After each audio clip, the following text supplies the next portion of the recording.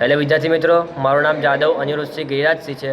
હું ઇલેક્ટ્રિકલ ડિપાર્ટમેન્ટમાં શ્રી કેજે પોલિટેકનિકમાં 4th સેમમાં અભ્યાસ કરું છું, ડિવિઝન 1. તો આજે આપણો વિષય છે list of different types of single phase induction motor. વિદ્યાર્થી મિત્રો, આપણે જાણીએ છીએ જેમ કે સિંગલ ફેઝ ઇન્ડક્શન મોટર એ સેલ્ફ સ્ટાર્ટેડ હોતી નથી. હવે સેલ્ફ સ્ટાર્ટેડ કરવા માટે તેની મુખ્ય બે રીતો છે.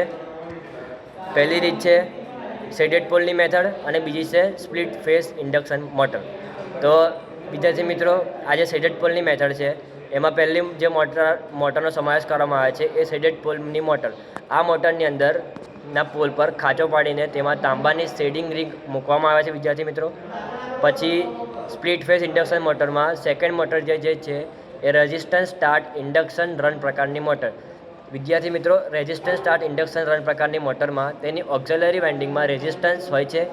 અને ત્રીજી જે મેથડ છે એ capacitor start induction run motor. Capacitor start induction મોટરમાં તેમાં માત્ર એક જ કેપેસિટર હોય છે સ્ટાર્ટિંગ વાઇન્ડિંગમાં. અને ચોથી જે છે capacitor start capacitor run motor, આ જે છે એ સિંગલ વેલ્યુ. આ જે મોટર છે તેમાં માત્ર ને માત્ર એક જ કેપેસિટરનો સમાવેશ કરવામાં આવે છે. અને પાંચમી અને જે લાસ્ટ મોટર જે છે એમાં capacitor start capacitor run motor, double value. હવે ફોર્થમાં જુઓ, capacitor start capacitor run motor, આ બંને આપણને એક જ દેખાશે. પણ જે ફોર્થ નંબરની જે મોટર છે એમાં સિંગલ વેલ્યુ છે, તેમાં માત્ર એક જ કેપેસિટર હોય છે.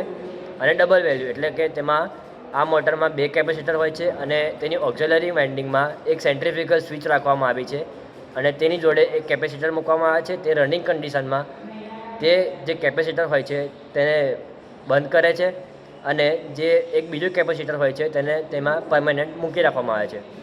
હવે